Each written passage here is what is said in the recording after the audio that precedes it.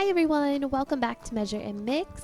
I am going to show you today how I made the apple crisp in a jar that I did in my last video for the Cute and Cozy Fall Treats and Snacks Challenge.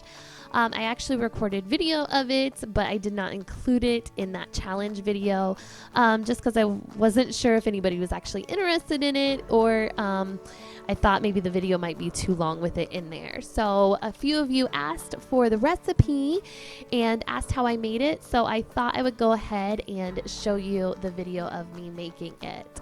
I will also have the recipe down in the description box below so you guys can take a look at that if you need to. But all I'm doing here is using my peeler and corer that I got from my mother-in-law a long time ago. I love this thing. It is so perfect to peel and core apples. It makes it so much easier. And I think I just have 2 Gala apples and 1 Red Delicious apple. It was just whatever I had in my refrigerator.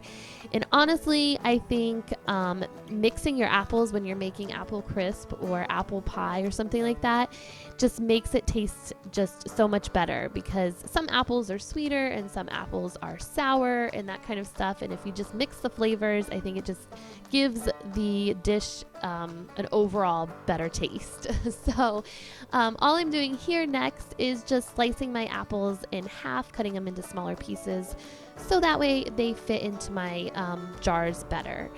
And then I have a lemon that I am cutting up in half, and I'm just using half of the juice from it to squeeze over the apples just so they don't brown as much.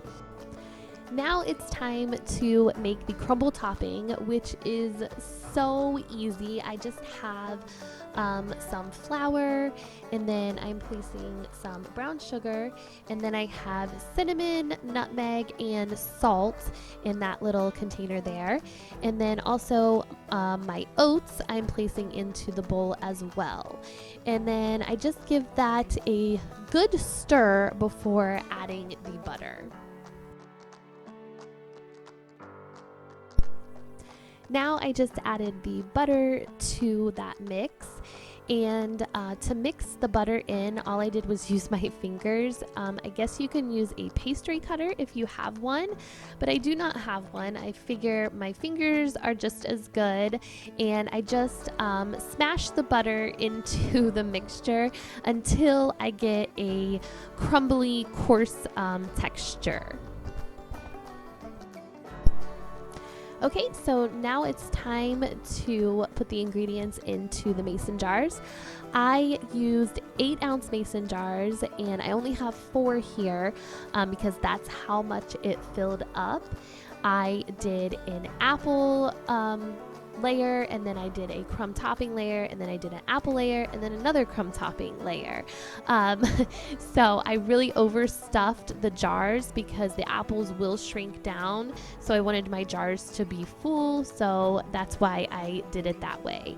Now, my recommendation is if you were making this for a party or for a family get-together, I would use the 4-ounce mason jars, and that way they will still be a perfect size of individual serving. You'll get enough of it, but you'll make more out of this recipe. I would also maybe double the apples, and then you will definitely get more because I had plenty of crumb topping. That's why I filled the middle of the mason jars with the crumb topping as well, because I would have had so much crumb topping left over if I didn't do that. So, but this worked out perfectly for my family. Just for that evening, it was just me, my son, and my husband. So we just ate these after dinner, and it worked out perfectly for us. So anyways, after they were filled, all I did was place them into a 350-degree oven for about 20 minutes. And please do not look at my dirty oven. This oven is fairly new, and it doesn't have a self-cleaning feature that I'm used to, so I'm not exactly sure how to clean it yet. So, but anyways, after the 20 minutes, I took them out, and they were perfectly golden brown, and they just looked delicious, and they tasted delicious. So I hope you liked this video. If you did, give it a thumbs up. If you're new to my channel, hit that subscribe button down below. Don't forget to hit the notification bell, and I will see you guys guys next time. Take care. Bye-bye.